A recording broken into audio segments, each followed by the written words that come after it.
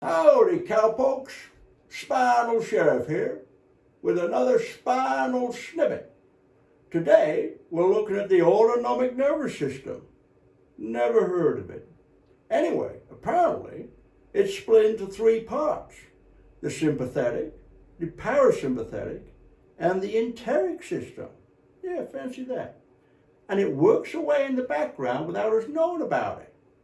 Now, the sympathetic nervous system comes from this area of the spine and is referred to as your fight and flight. Now, I remember at the OK Corral, I didn't fly and I didn't fight. I went away and hid somewhere. Anyway, when I came out, everyone was dead. Well, don't tell anyone about that. Anyway, the sympathetic nervous system releases adrenaline and cortisol into your blood. And this is really useful when it comes to fighting or flying, because it switches everything off that's not needed for those things. But you don't want it switched on all the time, because it can do bad things to your body. It can affect your heart, your kidneys, and your vascular system.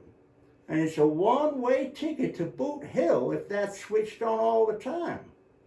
So we need the parasympathetic nervous system to come to our rescue.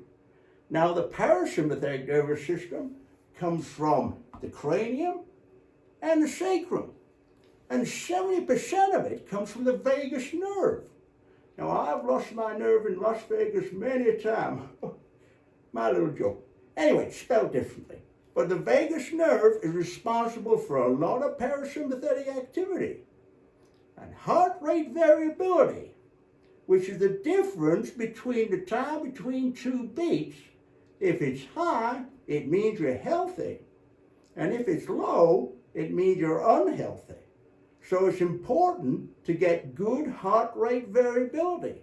And the way to do this is through meditation, yoga, listening to Mozart, and all these things help to calm it all down. Now, the final part of the puzzle is the enteric system. That's the gut here. And it's called the second brain because it makes its own decisions and has its own reflexes, a bit like a border terrier. Anyway, this is very important because it contains 90% of your serotonin, which is your happy chemical, and 50% of your dopamine, which is your reward chemical. So we're now learning that good gut health and what they call the gut-brain axis is important to how we feel and keeps us mentally happy. So probiotics, things like that, all help this area. So does the vagus nerve. So the key to happy life is accentuate the parasympathetics. And that's it. That's all you need to know. Now remember, sign up for Gerard's course and be good.